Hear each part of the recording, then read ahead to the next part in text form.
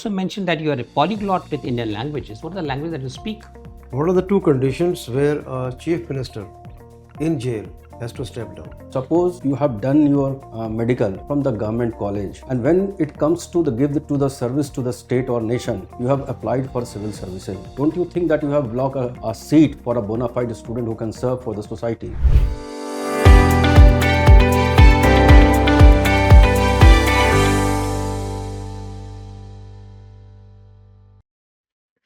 Sir? Yeah, please come in. Good afternoon, sir.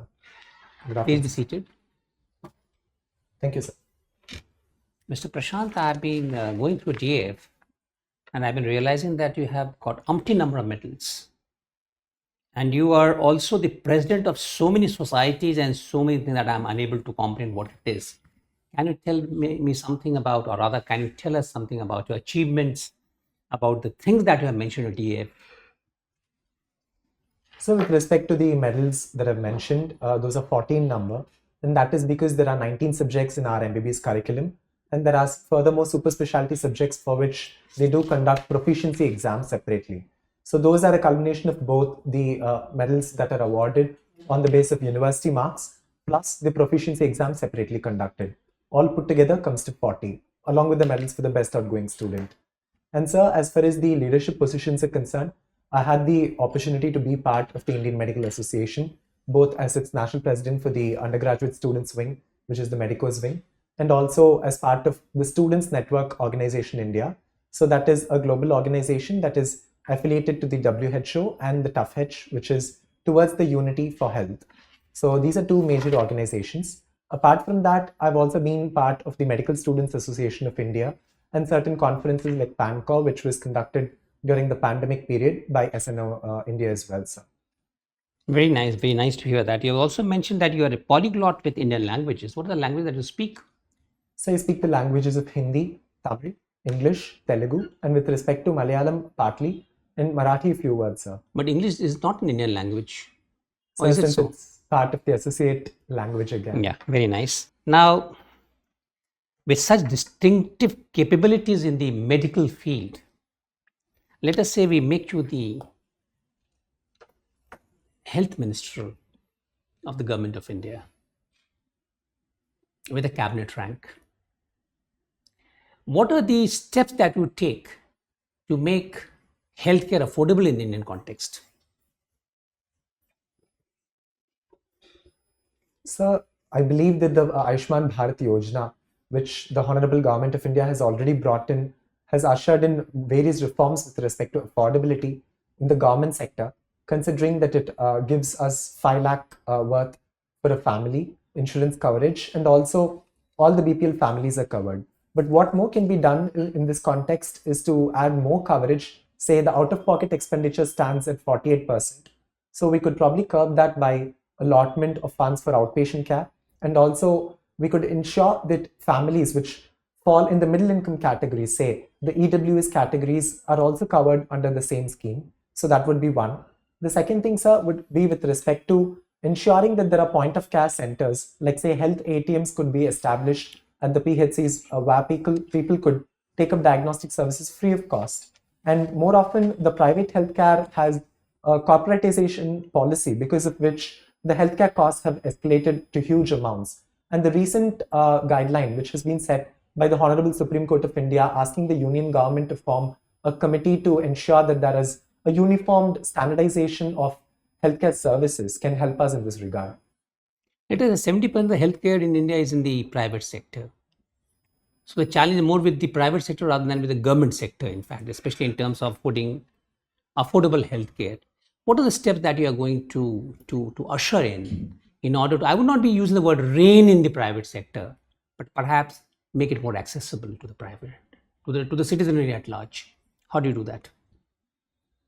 So with respect to the private sector, and they being more than the government sector, is more because people feel that there is a longer waiting time in the government hospitals, and that the standard of quality of care might be a little lower at the government setup as compared vis-a-vis to the private hospitals. So this image about the government hospital need to be removed, and there are very good examples for the same. My own institute, the Madras Medical College, houses even Bangladeshi nationals who come for treatment at our institute. And certain examples of the same can be taken to the general public so that they take up more services in the government hospitals.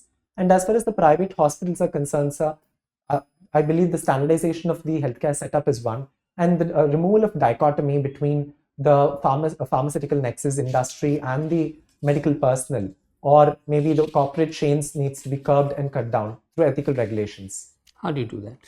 You mentioned about ethical regulations. You're not mentioning about practical regulations, in fact, And ethical is the last word which the private sector would like to, because see, ultimately they have a philosophy, and we are not blaming them for philosophy, in fact, The profits or the shareholders' profits become very important, in fact. And that is the guiding principle on which the entire private sector functions, in fact, That is dharma. Yes. So how do you say that they have the dharma in a manner in which it is ethical at large, rather than ethical only to the sector in which they are working? How do you do that? So the very practice of ethics into governance is how the corporate social responsibility came into play. And as part of standardization of healthcare, they could probably allot a portion of the amount, which has already been happening in certain colleges. Like I've seen it in Ramachandra, where there is a facility where they give a subsidized cost of healthcare treatment to a certain population, while those who can afford a high grade of healthcare setups go for a different setup in the same hospital. So there are two wings within even private institutions when they come to work. And that is more in the case of those institutions which have a medical college. So maybe we could ensure this particular setup happens in all the hospitals. And right now, the union government has also made a claim asking the IRDA to ensure that insurance coverage is rendered free of cost in private hospitals as well beforehand, just in case patients turn up over there. So these could probably be certain initiatives, sir. Have you heard about Devi Shetty? Dr. Yes, Devi sir. Shetty? Yes, sir. He's the famous cardiologist. How is he able to make it so affordable to, while the other hospitals are not able to do so? How does he do that? So it's about the profit motives that each person. He's among the richest doctors in the country. Yes, sir.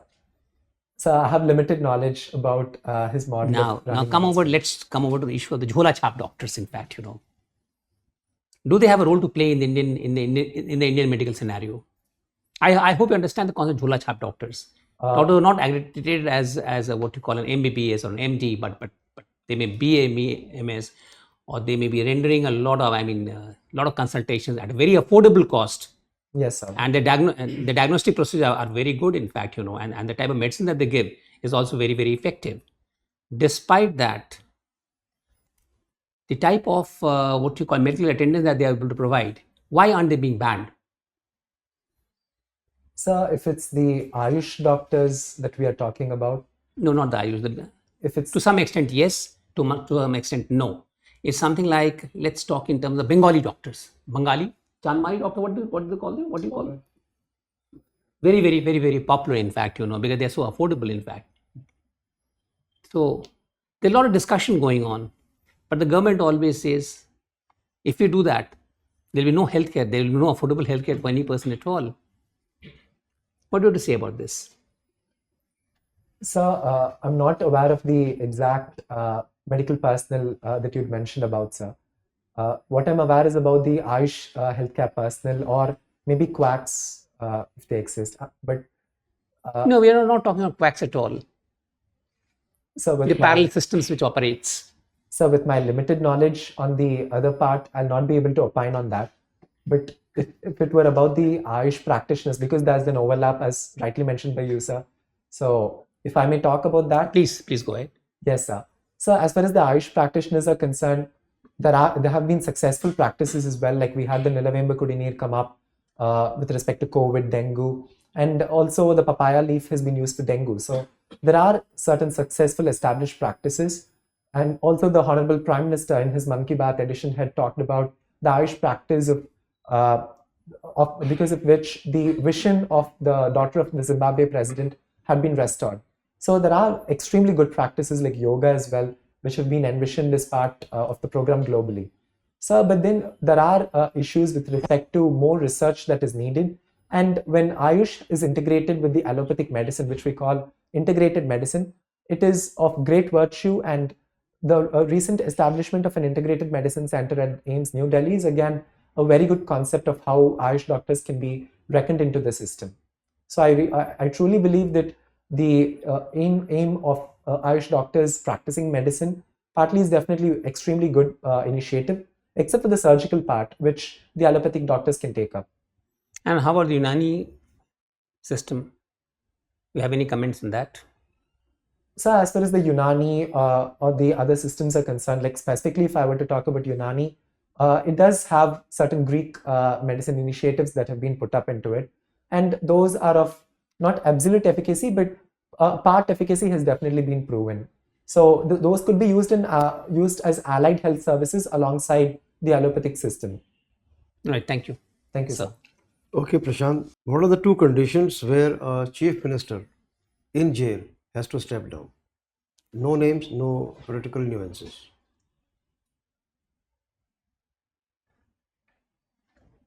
Sir, I'm not aware of any specific condition per se, but if he loses the confidence of the MLAs that have been elected under the particular legislative party or the coalition, then he will have to step down. Or the second would be on his own free volition when as in like when he's been convicted for a particular offense, which entails a period more than 2 years, he will have to step down under the Prevention of Corruption Act. Okay. Fine. There's something called fact check unit. Yes, sir. Notification was given, and Supreme Court has given a stay order on that. What is it all about, and why the stay has been given? What was the impact of that? So the fact check unit has been a move by the Honorable Government of India, but under the Press Information Bureau, where they wish to establish certain news items which they consider might be fake information. As in, rather, they would like to point out that this could probably be a fake information that needs to be removed from the social media platforms within a duration of 36 hours from the notification released by the Government of India. And why this has been considered as invasion of the government on third-party social media platforms, or be it the editors guild as well, is more because they feel that the government will start regulating what news can be put out and what cannot be put out, and there is no third person who can check on which facts have been considered to be true by the Government of India. Like, no one checks the fact check unit basically. So that again leads to a restriction on the freedom of speech and expression as envisaged in Article 19 of the Constitution. So this has been put on hold because the Bombay High Court had a split verdict, and it has gone to a third judge for deciding upon the judgment, until which it shall be on hold by the verdict of the Honorable Supreme Court. Okay, fine. Brain chip was implanted very recently on a boy who was 29 years of age, and he can move with his thoughts, the keyboard and all those, cursor, etc. What will be the implication of this in future? Plus and the minus. Sir, as far as the Neuralink chip that was implanted with 1024 electrodes is concerned, it's a brainchild of the SpaceX chair, Elon Musk, or rather the Tesla group. And as far as the initiative is concerned, I would put out the pros first, sir. So there is a chance that it could lead to singularity, where the particular chip can control humans and even go beyond human intelligence. So that is one thing that could happen. And the second thing is about how even debilitated persons, due to certain chronic neurological conditions, will be able to move, execute commands with the computer brain-human interface that they'll be able to map through. So that would be the second. And the day is not too far when, just as how artificial intelligence read human minds in case of a chess game, the same can probably happen with respect to singularity, where right now ChatGPT, say, has an IQ of 155, while the ChatGPT 6.0 version is known to have an IQ of 1550, which is almost more than 10 times a human IQ. So these would be with respect to the pros and cons. And one major issue is the ethical concern associated with Neuralink and the safety issues that it can have on a chip which is being implanted on the brain, since it's a foreign object. Is the operation difficult or easy? Naturally, it is a difficult surgery, sir, because considering that it's something meddling with the brain, human brain, there is a risk to life as well. There can be infections that can occur, and that can also lead to a loss of life any day. Okay. What is the concept of epigenetics? So epigenetic regulation is about the peripheral genes that are involved, it's beyond the genetic concept, where there can be methylation of certain DNA-based islands, say the CPG islands that we say, and that can again lead to human genetic changes. So the peripheral factors that in turn contribute to a genetic change would be epigenetic changes. Can you give me an example how the genes can be changed merely by thoughts and perception?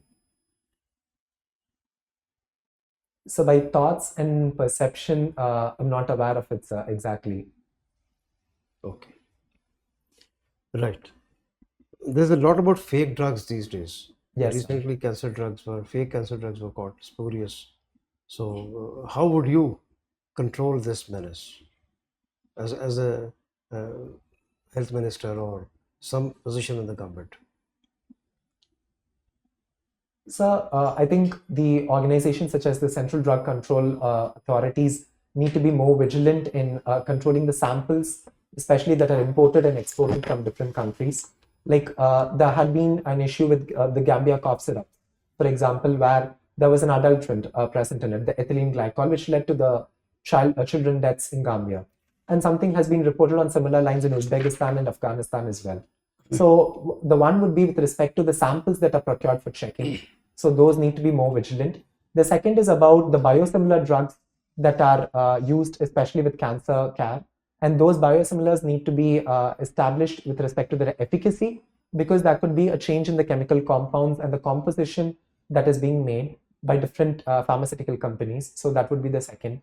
The third thing is with respect to the control by medical practitioners, a post-marketing surveillance can also be taken up. So that that happens to be the phase 4 clinical trials, if we were to say, and that can also be used as a tool to ensure that the drug is particularly efficacious and not spurious. Okay, thank you. Thank you, sir. Prashanth, you have passed out from Madras Medical College. Yes, sir. Is it a government college or? Yes, sir. It's the state-run Apex Medical Institution. How much fee you have paid for entire 4 years of course? So 25,000. And suppose somebody is done that MBBS from a private college, how much they have to pay the fee generally, normally? If it's through the government quota, Obviously. so through the government quota in a self-financing medical college, it happens to be 5 lakhs per year.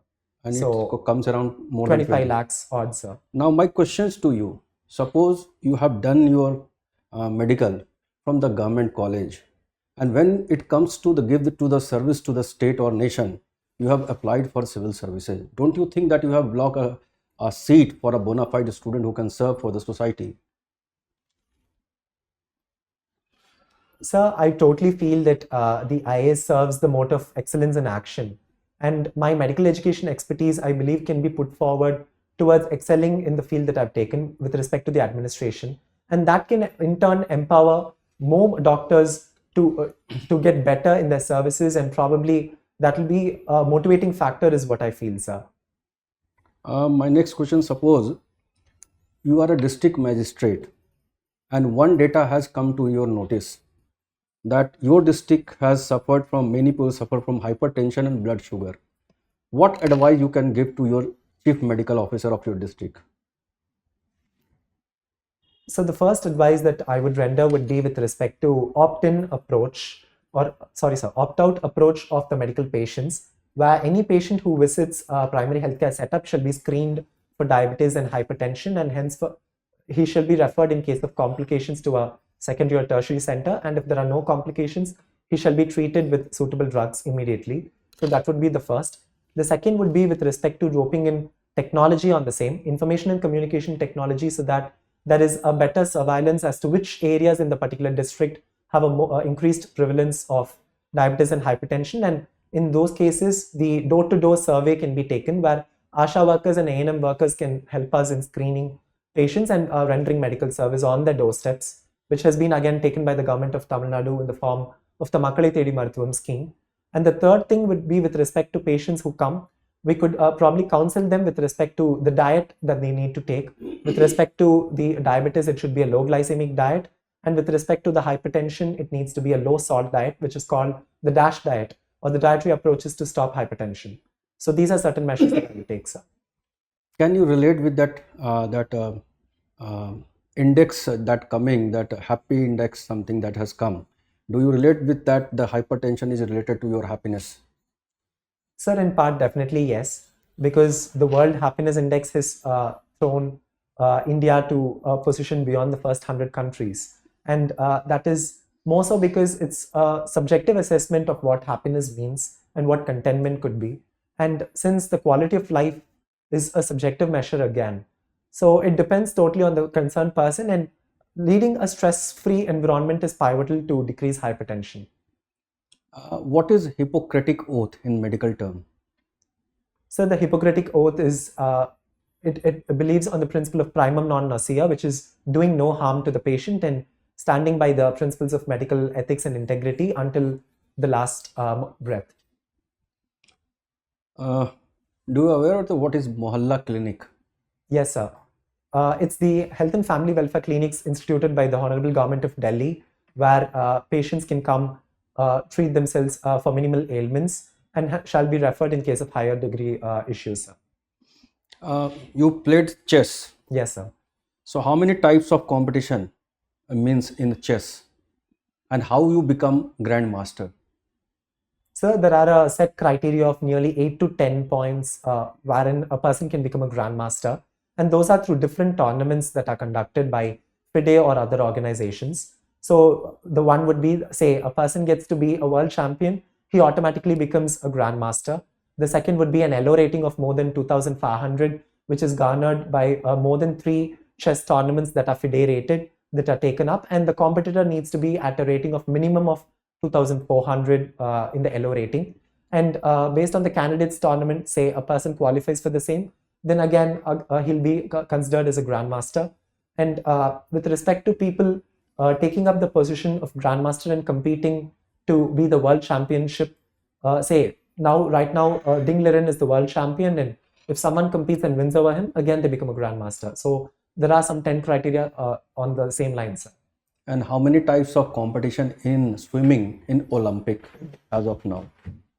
So I don't have the exact number, but I remember the names of the competitions. One would be with respect to the individual swimming events in the 4 different competitive strokes. One would be with respect to the breaststroke, it could be the backstroke, the freestyle, or the butterfly stroke. And then we do have events which happen in relay with respect to the group practices of swimming. So again, these 4 strokes are put up on a basis of relay competition with different distances. It could be with respect to a 400 meter or an 800 meter or a 200 meter. So there are 3 varieties of such competitions, and Michael Phelps holds the record with respect to Olympic medals for 23 over 4 Olympics. And who is the fastest swimmer as of now in the world in male category? So from my knowledge, I think it should be Michael Phelps. Okay, thank you. Thank you, sir.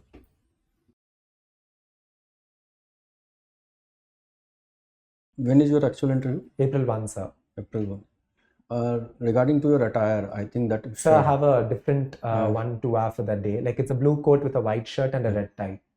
Okay, fine. And that shoe has to be changed. Yes, sir. Okay, I'll do that. fine. Now coming to that, some of the questions which I have asked related to sports. I think whatever I have asked the question, you have explained more than that what we not required. Like I have asked about the swimming, how many types of swimming or maybe competition you have taken the name of Michael Phelps and all. And even in that case of chess also, you have taken the name of who is the grandmaster. I haven't asked you. So just try to, means while giving your answer, what we required or maybe the nature of the question, accordingly you have to give the answer. Sure, sir. Thank you. I had also written Michael Phelps, in fact, So don't go beyond the scope of the question. Yes, sir. Because see, ultimately, the people who are over here, they literally know a lot of things, in fact, and they have gone through the cycle of work and the cycle of knowledge and the cycle of everything, So that is one area. Try to understand the question very, very clearly and try to frame the answer accordingly. Yes, sir. Because even if you try to be too bombastic, so people can be much more bombastic than what you are. Now, I was asking, especially in terms of your about how do you make private sector accessible, and you're ranting more on the government sector. Okay, you have a point. I'm not saying you do not have a point, but the question is framed the other way around. Yes, sir. The accessibility into the private sector hospitals, Well, there are certain long-term ways in which we have been doing, especially that you make perhaps the government sector more acceptable to the mass, or maybe the perception needs to change Yes, from sir. what it is at this point of time. But the other issues are more important, in fact. So try to understand the focus of the question, so that you do not see, knowing a lot of things is one area. Going out of way obviously makes you go out of the focus. I hope you are able to appreciate. Yes, sir. Listen to your questions, take a pause of a second and a half, then answer the question, so that you are able to focus on that. You can think, and you can make it. Then the other question, why IAS, in fact, because see, ultimately with such strong credentials, in fact, academic background, so this question is more likely to come up. And then all of a sudden that once you get into the IAS, so you can get better in the service or get better in life. Perhaps that's not a good answer. And this is one question which I'm anticipating for you. So the exact thing, like, because it was the part of the question, like, I answered that part, but the actual shift from why MBBS to civil services is more because, like, I think I'll be able to cater to 70 to 80 patients here. Agreed. a day. And we appreciate, the answer. Now you have got your interview on the first, in fact, Yes, sir. But give a thought to it, and make your answer much more focused. Sure, sir. Because see, ultimately what happens, there'll be 5 members in the board. Right now we are doing with 3. That's why we're going for a second round. So you'll hardly, and the interview is going to last between 25 and 30 minutes, maybe 22 minutes also. If the board feels that you're an outstanding kind of, I mean,